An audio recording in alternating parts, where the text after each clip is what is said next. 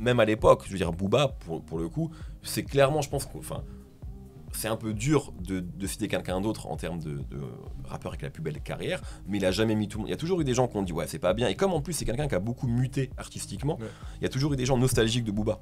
Tu sais, au bout du deuxième album, il y a des gens qui disaient ouais, Booba c'était mieux avant, tu vois. Et c'est un peu la force d'un artiste comme ça qui se renouvelle, tu vois. Je pense que la fameuse phrase de Jay-Z, tu vois, qui est un peu similaire aux États-Unis dans le sens où il s'est aussi beaucoup renouvelé, qui disait si t'aimes pas le nouveau Jay-Z ou si t'aimes l'ancien Jay-Z, ben achète les anciens albums, tu vois. Et parce que c'est des artistes, je pense, qui en tout cas, bon, Jay-Z c'est un peu moins le cas aujourd'hui, mais il est un peu plus âgé, mais qui ont toujours été un peu dans une quête de nouveauté, de renouvellement, qui est aussi le propre de cette musique-là.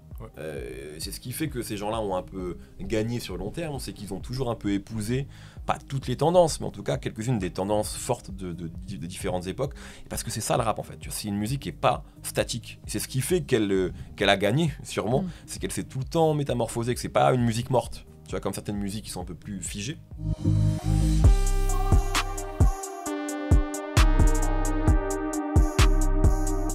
Juste avant de te laisser avec l'invité, je tenais à te rappeler que l'Étincelle Média est un média totalement indépendant qui vit grâce aux dons et aux abonnements de ses abonnés. Alors si tu souhaites nous soutenir, ça se passe dans la description, c'est le premier lien, ou dans l'espace commentaire. Tu pourras nous soutenir à partir de 3,99 € par mois et ça nous permet d'inviter davantage de personnes, davantage de chercheuses, davantage de chercheurs, ainsi que des artistes et de traiter de davantage de sujets. On fait également des reportages et tout ceci nécessite un coût. Donc si tu apprécies notre travail, au-delà de l'abonnement sur YouTube et ta plateforme d'écoute préférée, pense à t'abonner et à nous soutenir financièrement, ça nous aide beaucoup et ça nous permet de continuer notre travail. Bah Mehdi Maizi, on est super content de t'avoir. Bah moi aussi, merci de me recevoir. Sur l'Étincelle, un média pour mieux comprendre le monde dans lequel nous vivons. T'es journaliste rap, tu as été chroniqueur à l'ABC d'Art du Son. Tout à fait. Puis animateur à l'émission Lassa sur Ocalm Radio. Aujourd'hui, tu animes l'émission Le Code, où chaque semaine tu reçois des rappeuses et des rappeurs influents et émergents. On te reçoit pour ton livre Le rap à gagner, mais à quel prix, qui est publié aux éditions La Fabrique. Tout à fait. Et dans ce livre, tu te questionnes sur l'évolution du rap, de son émergence à son succès actuel. Tu te questionnes sur son industrie, les basculements que le rap a connus ces dernières années, avec l'émergence du streaming notamment, sa diffusion massive et aussi sa réappropriation. On s'est demandé en vrai à quel moment tu t'es dit qu'il fallait écrire ce livre, quelle en fut un peu sa genèse et tout, et surtout à qui s'adresse ce bouquin, parce que t'en parles un peu au début du bouquin, c'est quelque chose que tu t'es posé, tu t'es dit après tant d'années à faire toutes ces interviews, tu t'es dit il fallait faire un bilan, comment ça s'est passé? Bah alors franchement, l'idée vient pas de moi. Le livre est de moi, hein, voilà. Mais l'idée vient pas de moi, en fait ça vient de La Fabrique en réalité, et d'une personne qui s'appelle Stella, qui est très précieuse en fait dans l'idée et dans la réalisation de ce livre, parce qu'en fait moi j'avais écrit un premier livre il y a 10 ans aujourd'hui, et c'était encore le moment où j'écrivais encore, quand je parle vraiment l'exercice de l'écriture, tu vois, que je faisais encore, et depuis 10 ans j'ai l'impression d'être tout le temps devant un micro, donc j'ai complètement un peu délaissé l'écriture. Et du coup quand elle avait commencé j'avais eu des propositions de livres que j'avais déclinées parce que je me sentais pas, tu vois, et j'avais pas spécialement envie ou de trucs à dire à mon avis, et puis surtout c'était dur d'écrire, quoi, de se remettre à écrire. Elle est venue me parler vers, je crois, 2021, un truc comme ça. Ah, c'est un projet qui date, en fait. L'idée, oui, en tout cas, elle date. Après, j'ai pas mis 4 ans pour écrire 200 pages, je vais pas non plus mentir. Mais en tout cas, entre le moment où on a commencé à en parler, le moment où elle a commencé à me convaincre, en fait, elle m'a juste dit, écoute, c'est cool ce que tu fais, moi j'aime bien ce que tu fais, je suis ton contenu, mais en fait, je pense que ce serait bien que tu prennes un peu de recul et que tu donnes aussi ton avis sur ce qui se passe. Et de ces discussions-là, ça a pris un peu de temps, mais je me suis dit, ouais, peut-être que ça peut être intéressant, en fait, en fait, toutes les choses dont je parle dans le livre, je pense que j'en ai déjà quasiment toutes parlé dans mes émissions, en fait. Mais de manière un peu soudaine ou brève, tu vois, sans vraiment poser les choses, sans vraiment vraiment prendre le temps de les réfléchir et de les acter. Donc c'était surtout en fait un peu une manière comme les 10 dernières années, moi j'ai quand même été un peu, j'ai vraiment suivi l'évolution de cette musique-là, j'étais dedans.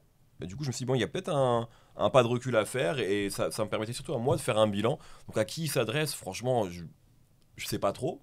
Aux gens qui ont l'air d'être intéressés par le pitch que tu as fait et par ce que j'en dis. Mais j'ai pas forcément un objectif de dire, oui, je veux que tous les gens du rap lisent ça.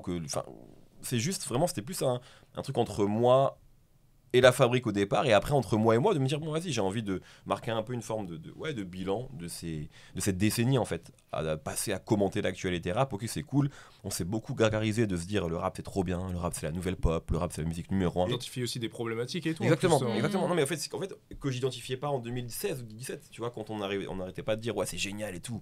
Regardez, on est en train de gagner, tu vois, il y a les rappeurs et les rappeuses partout, c'est le top 50 maintenant, c'est que du rap. Ok, ça c'est cool, c'est encore le cas en vrai aujourd'hui, quasiment. Mais qu'est-ce que ça veut dire tout ça, tu vois, qu'est-ce qu'on peut en retirer? Et je suis pas en train de dire que je n'ai pas la prétention de dire voilà, mais c'est plus quelques pistes de réflexion sur où on en est aujourd'hui. Ouais. Et ok, on a gagné, mais qu'est-ce que ça signifie? Ouais, d'où le sous-titre du bouquin. Exactement. Aussi. Ouais. Exactement. Et justement, je voulais savoir, est-ce que l'exercice d'écriture, ça a été un peu thérapeutique? Est-ce que ça t'a permis à toi de, du coup, dresser ce panorama, genre après avoir... Ouais, un peu. En fait, ça a été déjà très douloureux au début, pour être honnête. Franchement, de me remettre à écrire, juste vraiment, mais je parle d'écrire quoi, concrètement, Ouais. tu vois, même si je fais comme ça alors que c'était sur ordinateur. Mais c'était assez douloureux, ça, de me discipliner. En fait, quand t'as l'habitude, c'est devenu facile de parler dans un micro, tu vois. C'est facile de se filmer, de faire des stories. Et donc, j'ai vraiment pris ça comme un exercice déjà un peu, comment dire, pour moi, c'était un challenge personnel, quoi. Est-ce que je peux encore réussir à me poser et à poser aussi une réflexion? Et après, au fur et à mesure, il y a eu un peu de plaisir en fait à se dire ok, c'est cool, tu vois, de développer ces idées-là et du coup d'aller un peu plus loin que ce que j'appréhendais seulement dans quelques émissions.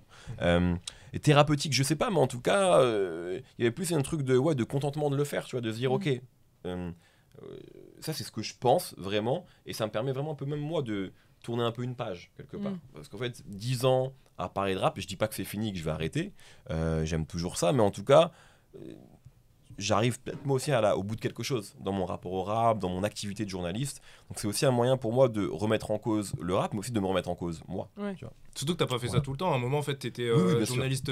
En fait, t'étais plus dans une activité un peu bénévole et tout, puisque au tout début, tu bossais, me semble, chez Generali. Et puis Ouais. après, que derrière, t'as bossé. En fait, ça fait 10 ans, quoi. ça fait 11 ans maintenant, pardon, de janvier 2014 que c'est mon travail en fait. Mais moi j'ai commencé à écrire sur le rap en 2008, mais voilà, de manière je dirais étudiant à côté, tu vois, c'était de manière complètement bénévole, comme plein de gens aujourd'hui vont avoir j'allais dire un blog. Ou un petit passe-temps, plus vraiment de blog maintenant. Mais ouais, voilà, exactement, un podcast, une chaîne YouTube, tu vois.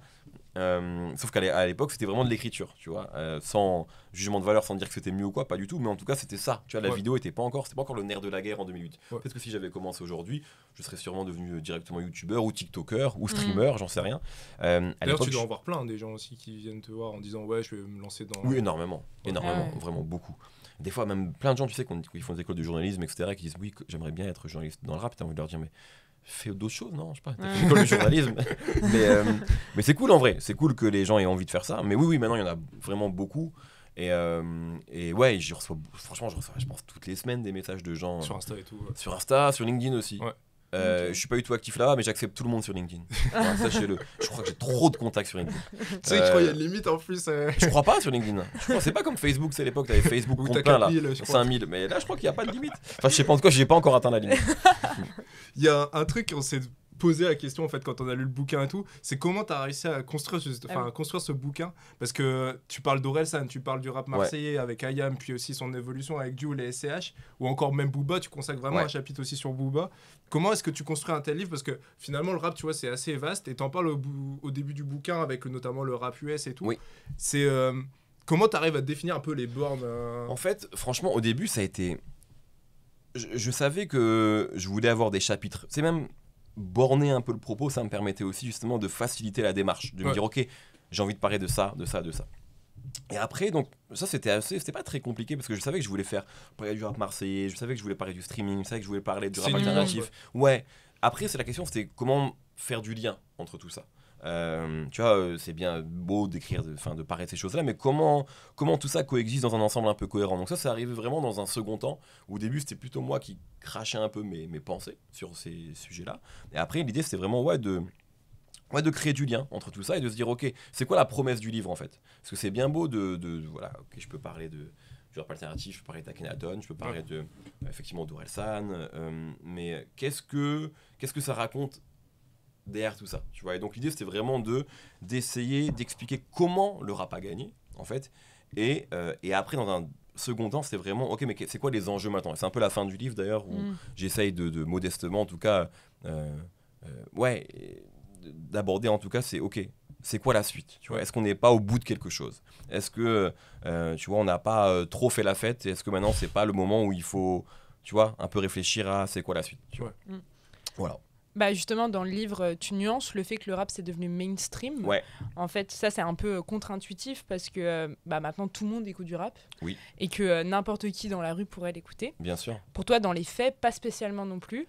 Tu observes plutôt une recomposition du rap où les auditeurs recherchent un style alternatif. Du coup, et par exemple, le style alternatif, si je me souviens bien, ça a débuté par exemple avec 1995 et Nekfeu. Et comment, en fait, c'est quoi le style rap alternatif? En fait, merci pour cette question. Mais en fait, plus largement que ça, je pense que, tu vois, globalement, si on prend la décennie précédente, on va dire celle des années 2000, il y avait vraiment un rap qui a commencé à être de plus en plus mainstream, tu vois, avec des artistes comme Diams, par exemple, comme Soprano, qui ont amené vraiment le rap, je pense surtout à Diams, qui a vraiment amené le rap très très haut. Et il y avait une scène alternative qui commence dans les années 2000, en fait, mais qui reste vraiment alternative, voire même confidentielle, en tout cas dans les médias, et il n'y a pas de succès commercial. C'est la grande différence avec le public actuel, c'est qu'aujourd'hui, notamment grâce à Internet, on l'a déjà dit, grâce au streaming, n'importe qui, entre guillemets, de talentueux bien sûr, peut avoir son public et peut remplir des salles, même sans être mainstream. C'est-à-dire qu'aujourd'hui, un artiste comme Laylo, il fait Bercy. Avant, Bercy dans le rap, c'était vraiment réservé à une caste d'artistes, vraiment qu'on compte sur les doigts, même pas sur le doigt d'une main, en fait, on avait très très peu. Maintenant, aujourd'hui, je ne vais pas dire que c'est facile de remplir un Bercy pour un rappeur. En plus, ça ruine de ouf, apparemment. Ça dépend ce que tu fais comme show. En fait, ça dépend. Il y a la fameuse histoire de Val qui a perdu 500 000 balles. Mais je pense que tout dépend du show que tu fais. En fait, tu peux ne pas perdre d'argent, je pense, sur un Bercy. Mais je pense que Laylo, quand tu fais Bercy, je pense que vu la scénographie, à mon avis, je suis pas sûr qu'elle gagne beaucoup d'argent. Par contre, remplir Bercy 2 soirs de suite et faire sold out comme ça te met dans une autre dimension. Et je pense qu'après, il a dû largement se rembourser sur le prix qu'il a dû être booké en festival après. Tu vois, c'est un peu c'est un statement aussi de faire un Bercy. Mais ce que je veux dire, c'est qu'en tout cas, aujourd'hui, voilà, je pense qu'il y a un public pop qui écoute du rap, évidemment, c'est sûr, tu vois, je pense qu'il y a des gens qui écoutent du rap dans la rue comme ils vont écouter aussi un morceau de Bad Bunny ou de Pierre Garnier. Il y a vraiment des auditeurs et des auditrices qui sont comme ça, tu vois, qui vont prendre un morceau de Renoir, un morceau de Pierre Garnier, et parce qu'il y a des morceaux qui sont assez pop aujourd'hui dans le rap pour un peu toucher tout le monde, mais les publics rap aujourd'hui, j'ai l'impression que il y aura de moins en moins de rappeurs mainstream et de plus en plus de rappeurs alternatifs qui vont grossir en réalité. Je pense que Laylo est un bon exemple de quelqu'un qui était très alternatif il y a 10 piges et qui maintenant remplit des grosses salles, qui sera, peut-être que ça lui arrivera un jour, mais je sais pas s'il sera un jour connu par nos darons. Tu vois, je suis pas sûr que Laylo ce soit une superstar populaire, mais il n'en a pas forcément besoin. C'est la différence où en fait, avant, tu avais vraiment besoin de passer à la radio pour que ça marche, tu avais vraiment besoin il fallait être mainstream ou rien quelque part pour avoir du succès. Aujourd'hui, c'est plus du tout le cas. Tu peux être alternatif, entre guillemets, tu peux être même confidentiel médiatiquement, mais marcher et générer une vraie économie. C'est la différence en fait aujourd'hui. Et du coup, quand on dit le rap est la musique numéro 1, alors c'est vrai si on regarde les charts, effectivement, où chaque semaine on va avoir des tops avec... Il y a, je sais pas, sur un top 50, il y a peut-être 45 morceaux de rap. Oui, mais parce qu'en fait, on prend en compte le streaming. Je pense que le streaming surpondère un peu le rap. Mais allons voir dans la rue, est-ce que Renoir, il est plus connu que Pierre Garnier, justement, auprès de la France, globalement? Peut-être, mais peut-être pas, en fait. C'est pas aussi évident que ça. Alors que c'est le rappeur qui a vendu le plus d'albums l'année dernière. Mais il n'a pas vendu des CD. Il a généré beaucoup de streams. Donc c'est une logique qui est un peu différente et parfois on est un peu aussi berné par les chiffres parce que les chiffres du rap sont énormes et du coup, le rap a gagné, oui, mais on voit, je veux dire, les victoires de la musique par exemple qui ont beaucoup de mal à récompenser le rap. Enfin, les institutions un peu mainstream ont un peu de mal encore avec le rap. Donc le rap est pas installé partout. Le rap est pas partout, c'est pas vrai. Le rap est assez peu présent à la télévision. Le rap est assez peu présent dans les radios mainstream. Donc tout ça, je pense que il y a des terrains un peu différents, des terrains de jeu différents, et le rap a gagné sur Internet, a gagné en streaming, et pour combien de temps en plus aussi? Parce que je pense que pendant longtemps, le streaming, ça a été l'apanage, on va dire, des auditeurs plus jeunes, qui ont directement adopté ce nouveau mode de consommation, donc qui, on va dire un peu, peut-être de manière un peu générale, enfin... comment dire, global, mais en tout cas vont écouter davantage de rap. Les jeunes, c'est ce qu'on va se dire. Mais je pense qu'aujourd'hui, le streaming, c'est en train de changer. Un peu tout le monde commence à streamer. Donc il y a aussi des gens qui écoutent de la pop, Et d'ailleurs, on voit que ce sont des genres qui sont en train de remonter dans les charts, la chanson française, des artistes internationaux, nigérians, latinos, qui n'étaient pas trop dans les tops streaming ces dernières années. Donc c'est un peu en train de se recomposer. Donc je pense le streaming a donné un peu cette illusion-là que le rap était partout. C'est pas complètement le cas.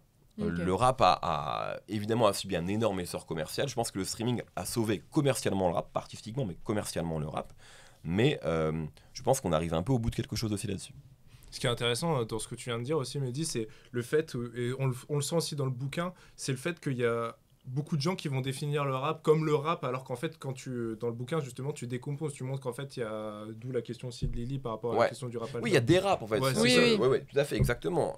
Mais ça a toujours été le cas, en réalité. Je pense que c'est encore plus le cas maintenant, mais je pense que même dans les années 90, quand on disait le rap, déjà, c'était un peu une bêtise, tu vois, parce que le rap d'Ayam avait rien à voir avec celui du ministère Hammer, par exemple, ou de Tout Simplement Noir, et aujourd'hui, c'est encore plus le cas, parce qu'il y a de plus en plus de rappeurs. Genre, il y a des rappeurs tout le temps. Il y a je ne sais combien de projets qui sortent tous les vendredis.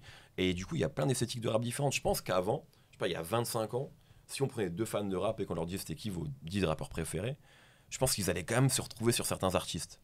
Je pense qu'aujourd'hui, on peut prendre vraiment 2 fans de rap. Tu leur dis c'est quoi ton top 10 ? Ils parlent de gens complètement différents. Parce que si tu es fan de, je sais pas, de l'esthétique, de La Fève, par exemple, et tu vas peut-être écouter La Fève et puis des gens qui vont être affiliés à lui, et peut-être que tu vas jamais écouter... je sais pas moi,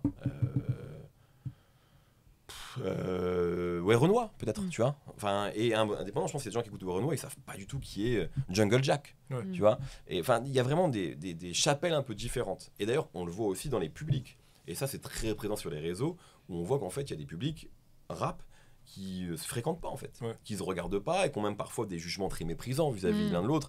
Je pense à, tu vois, plein de même Jul au début.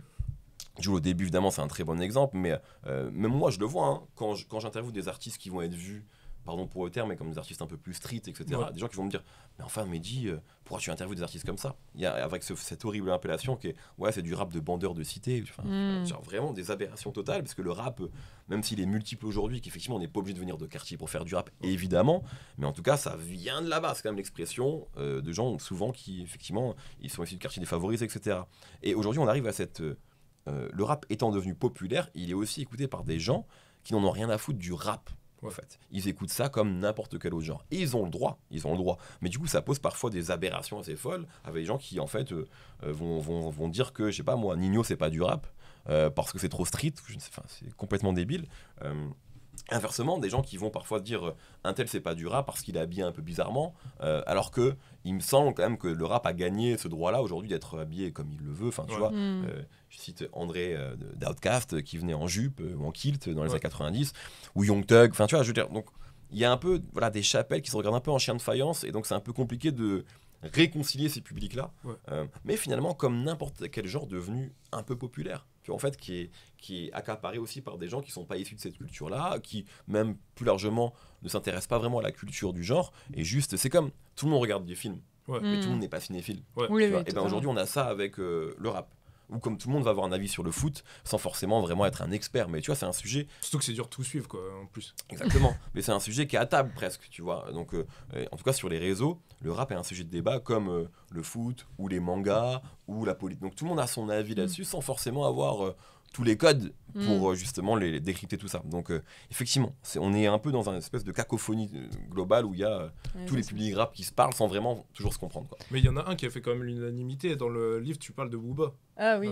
Ouais, bien sûr. Oui, bah clairement, oui. Je pense que c'est l'artiste en tout cas qui déjà, de par sa longévité évidemment, surnage, parce que ça n'existe pas même franchement dans le rap global, hein. Un rappeur qui reste aussi longtemps pertinent. Après, qu'on aime ou pas, je veux dire, les derniers albums, je parle juste de la présence. Ouais, de la présence et du fait que c'est encore écouté, que c'est encore consommé, que ça marche encore. Donc ça raconte quand même quelque chose. Du fait que quand il annonce des grosses salles, ça se remplisse très vite.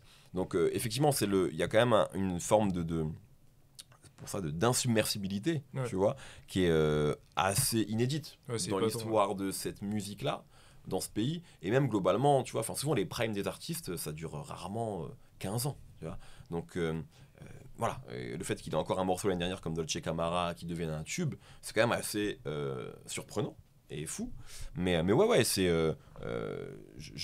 après unanimité, il y a toujours eu des gens qui aimaient pas. Je me souviens au début, quand il a avec la Starac, tu cites un moment. Ouais, mais même au tout début, tu sais, il y avait des gens qui aimaient pas Lunatic, qui se disaient ouais, Lunatic, c'est quoi ce rap? Parce qu'en fait, Lunatic a vraiment amorcé aussi un départ dans les années 2000 où ça a été un rap un peu plus sombre, plus dur.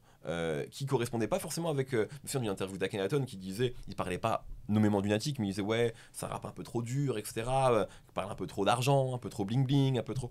Et un peu trop gangster. Même si t'avais ce truc, justement, t'en parles dans le bouquin, qui, en gros, Booba. Bien sûr, il y avait l'équilibre. En fait, ouais, t'avais l'équilibre. C'est ce qui fait que cet album est incroyable et qu'on en parle encore aujourd'hui comme potentiellement le plus grand album de rap français de tous les temps. Mais parce qu'il y avait vraiment cet équilibre assez fou entre ces deux artistes. Mais je veux dire, même à l'époque, je veux dire, Booba, pour le coup, c'est clairement, je pense, c'est un peu dur de citer quelqu'un d'autre en termes de rappeur avec la plus belle carrière, mais il a jamais mis tout le monde. Il y a toujours eu des gens qui ont dit ouais, c'est pas bien. Et comme en plus, c'est quelqu'un qui a beaucoup muté artistiquement, il y a toujours eu des gens nostalgiques de Booba. Tu sais, au bout du deuxième album, il y avait des gens qui disaient ouais, Booba c'était mieux avant.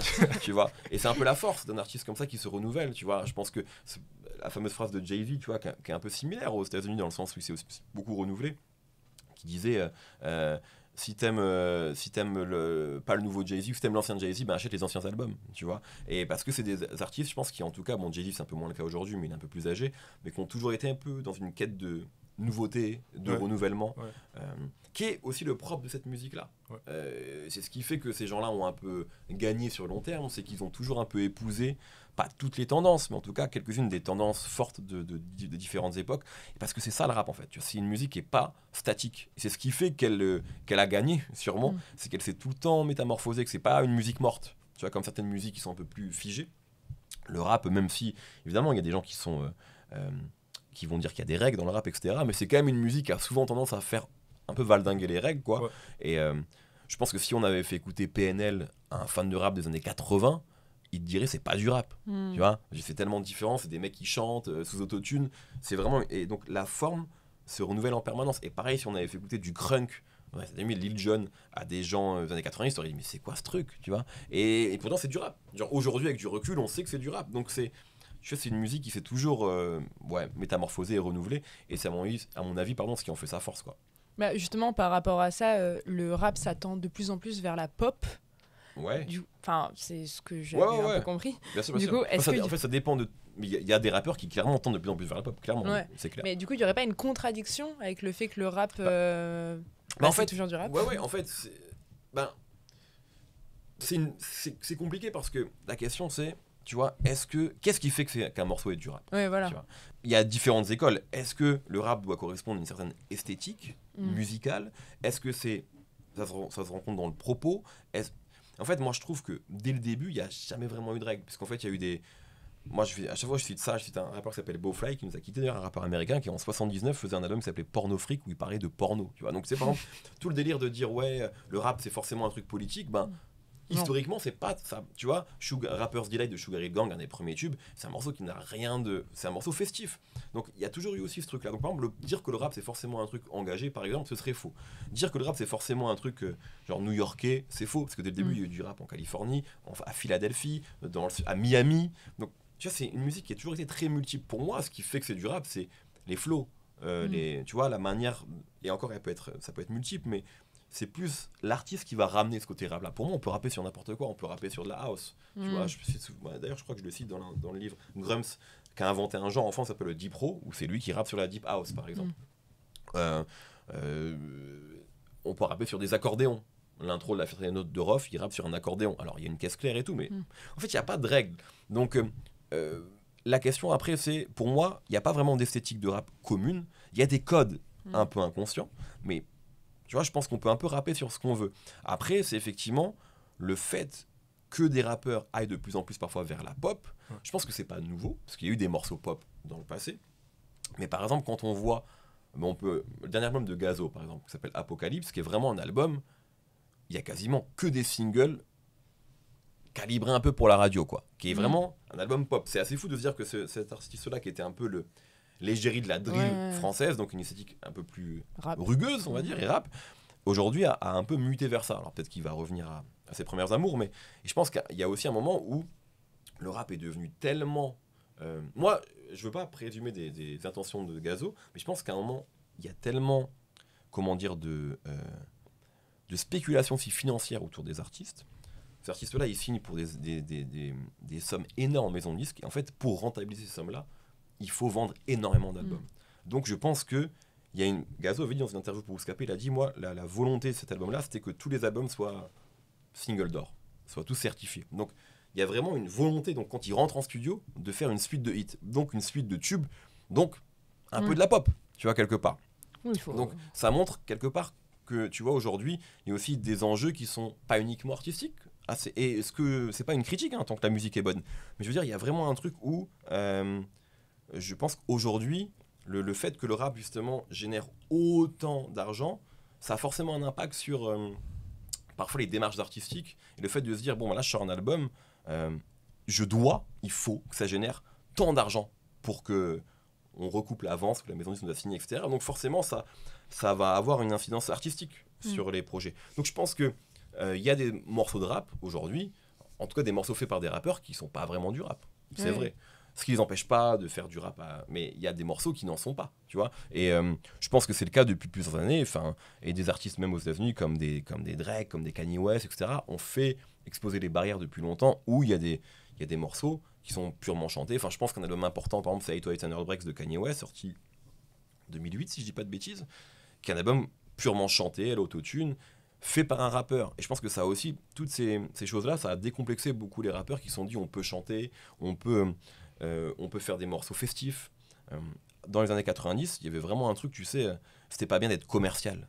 Il y avait un truc vraiment, faut pas être commercial. Et aujourd'hui, je veux dire, aucun jeune rappeur n'a la peur d'être commercial. Au contraire, je pense qu'ils ont envie même d'être populaire, d'en vivre, de faire de l'argent. Je pense qu'il y a aussi un moment où c'est devenu même un moyen de s'en sortir, le rap. Ah oui. Dans les années 90, tu prenais pas le micro pour faire de l'argent. Il y avait très peu de gens qui faisaient de l'argent. Je crois que c'est l'équipe, c'est NTM qui disait, je crois qu'ils ont commencé vraiment à faire de l'argent avec leur musique de manière un peu raisonnable au bout du 3e album. Donc ça arrivait tard. Je crois que tu le vois un peu dans le film qu'ils ont fait, Suprême. Suprême, absolument, ouais, tout à fait. Mais qui s'arrête un peu tôt, je trouve. J'aurais aimé, après, bon, c'est une longue histoire à raconter. Et qui est un peu très concentré sur Joey Star en plus. Je sais plus, je l'avais vu à sa sortie, peut-être, ouais, je sais plus. Mais la série est bien. Je sais pas si t'as vu la série. La série est vraiment cool, qui était une série faite par Arte, si je ne dis pas de bêtises. Et c'est vraiment très bien. Qui dispo, je crois, sur Netflix. Maintenant, bref. Mais voilà, en fait, aujourd'hui, tu peux vivre très très bien du rap au bout d'un morceau. Donc c'est une autre mentalité en fait, c'est-à-dire que tu peux percer demain, on peut percer nous, on peut faire un morceau tous les 3, ça peut devenir une trend sur TikTok et on peut être signé en maison de disque pour beaucoup d'argent. Après, qu'est-ce qu'il advient de nous, tu vois, c'est ça qui est compliqué, c'est qu'aujourd'hui, c'est un peu comme, moi je compare souvent avec le foot parce que j'y vois des points communs, mais c'est un peu comme, aujourd'hui maintenant dans le football, on perce beaucoup plus jeune qu'avant. Tu vois, avant il y avait c'est 16 ans. Exactement. Avant, il n'y avait pas de rap de footballeurs.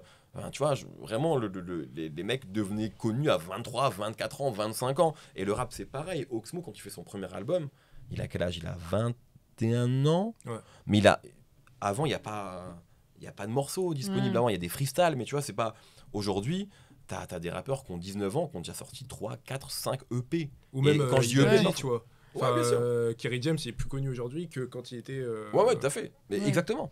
En fait, c'est donc aujourd'hui ça va très vite, tout va beaucoup plus vite, mais ça peut aussi s'arrêter de manière beaucoup plus brutale, parce que les gens, enfin comme tout le monde, hein, je pense qu'on est tous pareils, on passe vite d'une info à l'autre, etc. On est tous un peu, le cerveau est bousillé par les réseaux, etc. Donc et donc en fait je pense que aujourd'hui c'est plus facile de percer, mais c'est pas forcément plus facile d'avoir une carrière.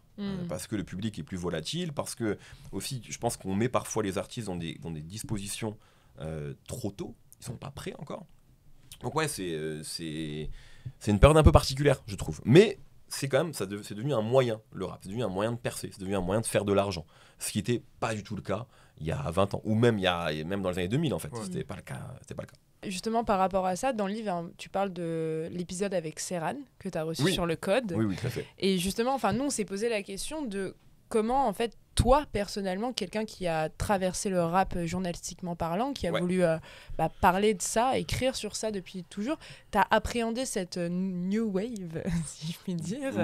Oui, c'est le terme, hein, donc tu peux le dire, complètement. Cette new wave qui est arrivée sur la scène musicale, alors que, est-ce que toi, personnellement, on veut pas avoir non plus ton avis personnel sur Serran, mais je peux le donner, sur comment tu bah ouais, enfin, je sais pas, est-ce que t'aimerais un retour au rap plus traditionnel, plus... Non, moi j'ai jamais prôné. Mais en fait, parce que le rap traditionnel, il existe en fait. Donc moi j'ai toujours voulu que le rap soit pluriel et qu'en fait, moi, c'est pour ça qu'à un moment je fais tout un passage quand même sur Orelsan, parce que je pense qu'il a été important sur le côté décomplexer beaucoup de gens. Je pense pas que Serran ait été influencé par Orelsan, tu vois, je pense pas que ce soit son influence, mais je pense que dans juste le fait et les victoires d'Orelsan, je pense que ça a permis à plein de gens de se dire ah ok, en fait on peut rapper, on peut être marrant, on peut parler. Et moi j'ai toujours vu ça plutôt comme une victoire quand c'est fait par des gens qui respectent le rap. Genre, Orelsan il aime vraiment le rap, il connaît vraiment ce truc là. Pour moi, je l'ai jamais vu comme un imposteur. Mais à l'époque, ça avait créé pas mal de discussions déjà, Orelsan. Dans les années, au moment du premier album, il y avait plein de gens qui le critiquaient, qui voyaient ça comme quelqu'un qui venait prendre la place de vrais rappeurs, etc. Bon, aujourd'hui, il a prouvé qu'il était légitime, il n'y a plus vraiment ce débat-là. Mais non, moi, je veux dire, le rap plus traditionnel, si tant est que ça ait un sens, il a toujours existé. Tu vois. Et donc, moi, j'ai toujours vu un peu pas tout, mais les nouveautés comme des choses stimulantes. Parfois, ça me parle pas. Dans la new wave dont tu parles, il y a plein de choses que je comprends pas, moi. Ouais, ok. Mais parce que c'est pas... Oui, je veux dire, je suis pas en train de me buter à Serran tous les soirs, tu vois. mais encore heureux, je veux dire, en fait, je pense qu'il fait de la musique aussi pour des gens de sa génération. Pour des gens totalement. Même, il parle d'un genre musical que moi, je connaissais pas trop, la plug, avec des flows qui sont différents. Moi, ça m'intéresse de parler de ça, parce que je trouve que ça raconte... Et l'interview, je trouve qu'elle est cool parce qu'elle raconte quelque chose. Je pense qu'après... qu'on n'aime pas Serran, les gens ont le droit, qu'on me reproche de l'interviewer, je peux l'entendre aussi, tu vois, il y a des choses qui peuvent être légitimes dans le sens où on se dit, ouais ok, Mehdi il a une plateforme, pourquoi tu reçois tel artiste qui a ce nombre d'auditeurs là, quand tu reçois pas des gens qui génèrent plus de traction, etc., pourquoi tu fais ces choix éditoriaux là, moi ça on peut en parler, je peux en débattre, il n'y a pas de souci. Après le fait qu'on interdise presque à Serran ou à d'autres le droit de rapper, je trouve ça un peu dur, et surtout qu'en fait, je veux dire, ces gars-là, en tout cas la New Wave, ils ont une vraie culture rap qui n'est juste pas forcément la mienne, parce qu'on n'a pas découvert le rap avec les mêmes choses, ils sont peut-être pas butés au Bootcamp Click et à Biggie et à Nas, mais ils sont butés à des artistes qu'Henry, super confidentiels, que nous on connaît pas forcément, et qui font de la musique en fait. Et parfois d'ailleurs ces artistes-là, ils sont plugués avec eux, ils les connaissent, donc en fait... moi, j'ai toujours eu ce truc-là de donner la parole à différentes sensibilités. Le risque, quant à cette démarche-là, c'est qu'effectivement, du coup, on dit, mais pourquoi t'as pas donné la parole aussi à lui, à lui. Donc j'entends ça. C'est-à-dire que si j'ai interviewé que des mecs qui faisaient du boom bap, bon, ben, j'interviewe que ça, et du coup, c'est cohérent, et on sait que j'interviewe pas le reste. Moi, j'ai toujours voulu donner la parole à tout le monde. Et du coup, dans tout le monde, il y a aussi des gens qui vont pas plaire à tout le monde. Mais bon, ça, c'est le jeu, en fait. Franchement, je me souviens que même à l'époque de l'ABCDR, moi je voulais déjà faire des grands écarts à l'époque et interviewer des artistes qui n'étaient pas forcément en phase avec la ligne édito de certains du site. Donc ça m'a toujours, j'ai toujours été confronté à ça. Voilà, moi je veux juste donner la parole au plus de monde possible en fait. Et c'est ce que j'essaye de faire dans le code. Et dès le début du code, parce qu'en fait, et même à l'époque dans les autres émissions, mais le code, le premier invité c'est Nino. Juste après, je crois qu'il y a 8. Un rappeur, on va dire, proche de Laylo, mais qui fait... Il y a eu Ichon, il y a eu Lucano Yakuza, et puis il y a eu RK. Enfin, ça, c'était vraiment les premiers invités du code. Donc, je parle des toutes premières semaines. Donc, il y a toujours eu cette volonté, chez moi, en tout cas, de pluralité. Et pareil à la BCDR, en fait, où j'allais aussi bien interviewer Salif que TTC, en fait. Donc, enfin, Tequila Tex, en l'occurrence, que le groupe s'était déjà séparé. Mais voilà. Donc, ouais, pour moi, c'est vraiment une volonté d'essayer d'être exhaustif, en tout cas. Dans le milieu du rap, on a reçu, il y a quelques mois, Manuké. Ouais. De la Mafia Cafri. La légende. Ouais, de ouf. Et l'épisode est super top. Il avait partagé déjà, tu vois, l'impact du streaming et tout. Et puis quand on a lu le bouquin, ça m'a fait tilt. Je me suis dit, j'ai repensé à l'interview, je me suis dit, en vrai, il en parlait déjà.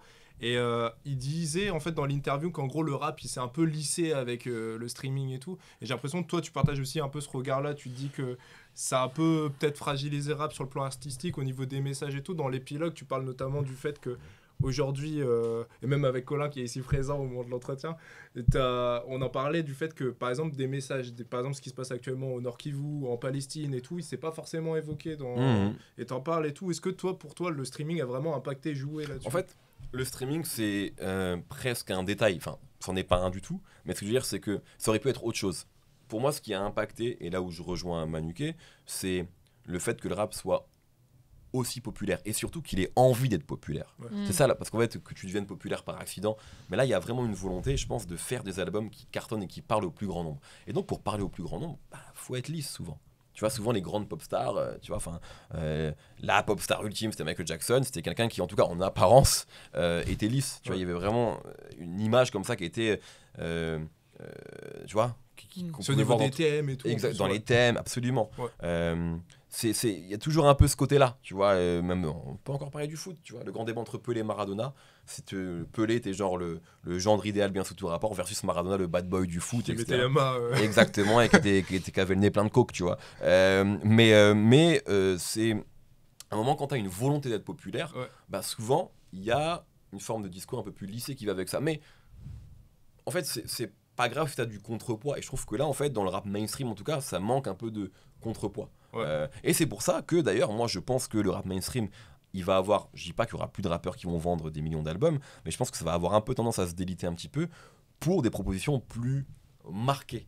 Tu vois, je pense qu'aujourd'hui, Freeze Corleone, par exemple, en fait, il vend énormément de disques dans son registre, il sera jamais mainstream, vu ses propos, etc. Mais ça l'empêche pas d'avoir un gros succès. Et je pense que c'est ça maintenant, le rap. C'est souvent on avait des propositions qui vont être plus singulières.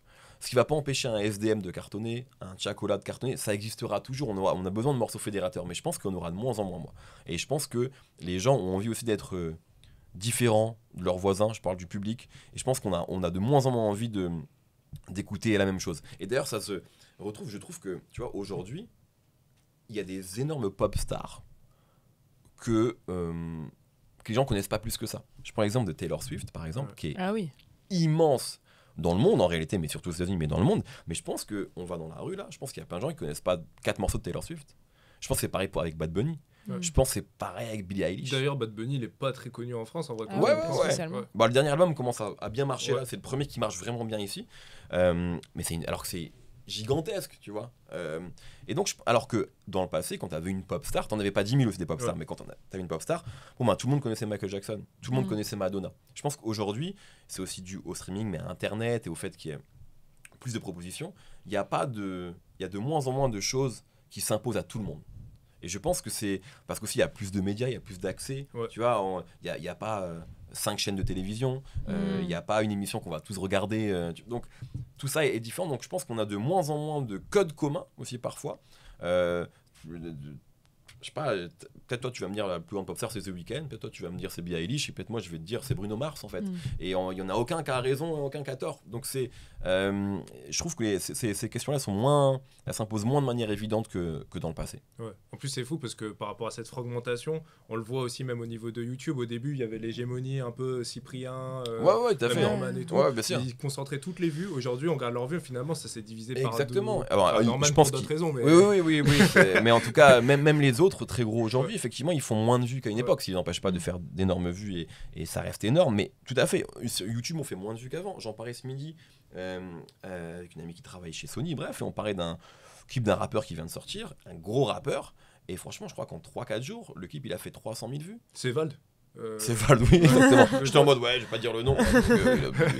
Mais c'est même pas. Tu vois, le morceau il charts, il marche bien, mais avant il aurait fait peut-être 1 million, peut-être 2 millions. Désaccordé c'était 150 millions. Après c'était un gigatube, tu vois. Mais là je parle vraiment sur le lancement, tu vois. Et en fait, je pense qu'il est content du succès, etc. Les gens en parlent, mais tu vois, les chiffres sont pas du tout les mêmes que dans le passé. Donc effectivement, après c'est YouTube, je pense aussi, où la fréquentation a un peu changé. Tu vois. Il y a beaucoup de gens qui sont sur TikTok, tu vois, qui vont consommer des choses là-bas. Moi je vois parfois j'ai des interviews qui vont faire 10 000 vues, mais sur TikTok j'ai des extraits qui vont faire 1 million, tu vois. Donc ça a vachement changé aussi sur la manière de consommer le contenu, tout ça. Il y a des gens qui vont dire j'ai vu l'interview, ils ont pas vu l'interview, ils ont vu un extrait de 2 minutes, mais ils vont dire j'ai vu. En fait quand tu leur demandes t'as vu quoi, ils vont juste te parler de l'extrait qui tourne, mais ils ont vu l'interview, tu vois. Donc c'est une autre manière de consommer le contenu, je pense. Mais justement par rapport à ça, je me permets, désolé, genre cette démocratisation, tu mentionnes le fait qu'elle a quand même été aussi une gentrification du rap. Oui, ça va avec, Et est-ce que justement c'est la gentrification qui a fait perdre l'intérêt, on va dire, global sur certains artistes? Je sais pas, je pense aussi, tu sais que, parce que la gentrification, elle existe, mais après, je veux dire, c'est les artistes qui sont en studio. Donc en fait, c'est eux qui font la musique qu'ils ont envie de faire, tu vois. Donc je pense que il y a un problème, c'est que parfois les artistes, je pense qu'ils se conforment un peu à ce que parfois un certain public a envie d'entendre. Je pense qu'il y a eu vraiment... Moi, je pense que je mets ça vers 2012-2013. Il y a eu une volonté dans le rap français d'être beaucoup plus de parler à plus de monde. Tu sais, avec le succès de la section d'assaut, de gens comme La Fouine, il y a eu vraiment, on a commencé, alors il y a eu dans le passé des énormes singles, mais tu vois, on parle d'IAM, qui a vendu 1 million d'albums avec l'école du micro d'argent. Ils ont vendu 1 million d'albums avec des singles de rap. Tu vois, Petit Frère, Né sous la même étoile, c'est vraiment un album, genre, sans compromis, l'école du micro d'argent. C'est même prodigieux qu'il soit autant vendu à l'époque. Et même Diams, hein, quelque part, hein, dans ma bulle, en réalité, alors ouais, La Boulette, c'est un morceau qui est fédérateur, mais ça reste du rap en fait. Ouais. Et il y a eu un moment en fait où le chant est arrivé dans le rap, donc on a commencé à passer sur énergie, on a commencé à toucher un public qui n'était pas vraiment un public rap ou qui vraiment arrivait au rap de temps en temps, et je pense qu'il y a aussi dans la volonté par exemple, de certains artistes de toucher tout le monde. Et donc aussi ce nouveau public-là, issu d'autres classes sociales, plus diversifiées, plus gentrifiées. Je pense que c'est aussi une volonté, peut-être dans la tête des artistes, peut-être dans la tête des labels, peut-être d'avoir une démarche qui est beaucoup plus soit cynique, soit fédératrice, si on veut voir le verre à moitié plein. Mais ouais, je pense que clairement ça a eu un impact. Et aujourd'hui, de toute façon, les artistes ils sont pas bêtes. Ils voient aussi les gens qui viennent à leurs concerts, ils voient les gens qui achètent leur merch, ils voient les gens qui achètent leurs vinyles et leurs CD. Je veux dire, quand on achète un CD aujourd'hui, c'est pas pour l'écouter, c'est vraiment un acte d'engagement, de soutien. Donc ils voient que c'est un public qui est diversifié. Donc je pense qu'ils ont pas envie de perdre ce public-là. Et donc quand ils commencent à toucher du doigt ce succès-là, tu vois, t'as pas envie de le perdre, quoi. Oui, mais même eux, à mon avis, ils écoutent aussi beaucoup plus d'albums, d'artistes qui sont beaucoup plus. Je pense, ouais. Quoi. Complètement. Donc je pense que ça a infusé dans les cerveaux un peu de tout le monde, ouais, complètement. Et aussi des maisons de disques qui, du coup, se disent, mais en fait, qui est le prochain PNL ? Qui est le prochain Nekfeu ? Qui est le prochain Gazo ? Et c'est pour ça qu'il y a des spéculations qui sont complètement folles sur les signatures des artistes, avec des montants qui sont indécents. Je parlais avec quelqu'un qui bosse pour un label américain, et quand on lui disait les sommes pour lesquelles certains artistes français rap signent, ou en tout cas sont pressentis de signer dans des labels, il était choqué. Il dit mais en fait, même aux États-Unis, il y a peu d'artistes qui signent pour ça. Donc il y a une spéculation qui est complètement folle sur les rappeurs. Tant mieux si les rappeurs s'en mettent plein les poches, hein. Moi je suis pour que les rappeurs aient plein d'argent et qu'ils s'en sortent, mais ça a un impact en fait sur la mentale et sur tout ce que ça engendre derrière, quoi. Pour terminer cet entretien, Mehdi, oui. On va te poser justement la question perso. Ouais. Qu'est-ce que tu écoutes en ce moment ? Un truc, un souvenir ou un concert, un morceau qui t'a marqué ou que tu écoutes en ce moment ? Ça peut être tant dans le passé. C'est une question perso cool en fait. Ouais, c'est pas un truc. Vous m'avez pas demandé mon numéro de RIB ou. Enfin, ça c'est cool, là, je peux vous le donner. En plus, je tiens à mentionner qu'à chaque fin de chapitre, il y a une playlist. Oui, tout à fait. Ouais, j'ai essayé de faire ça, ouais. Sauf le dernier, parce que le dernier est plus général, donc c'est un peu bizarre de mettre une playlist. Mais ouais, tout à fait. Qu'est-ce que j'écoute en ce moment ? J'écoute beaucoup l'album de Jeune Elsie, moi, qui s'appelle Coton Blanc, Argent Sale, pardon. Voilà, je me bute à ça. C'est un rappeur parisien, du 10e arrondissement, qui est... C'est un peu un paradoxe, parce qu'hier je l'ai croisé à un concert, et c'est quelqu'un qui est très attendu par une niche de fans qui le voit comme un rappeur culte, et il y a toute une partie du public rap qui le connaît pas non plus, donc c'est un peu particulier comme situation, et moi j'adore l'album, j'adore les prods, c'est un album vraiment parfait pour ride et pour se balader dans la ville. Les beaux jours vont arriver, je pense, donc j'écoute beaucoup Jeune Elsie. Ouais, voilà, donc j'encourage tout le monde à aller découvrir ça. C'est un rappeur parfait pour accompagner vos balades. Parfait. Avec le bouquin. Ah ouais, avec le bouquin. D'ailleurs, à un moment dans l'album, il dit qu'on peut le retrouver en train de lire un livre dans le parc. Donc voilà. Vous pouvez lire ça dans le parc, ouais, tout à fait. C'était un plaisir, Mehdi. Merci beaucoup, merci à vous. Passionnant. Merci beaucoup.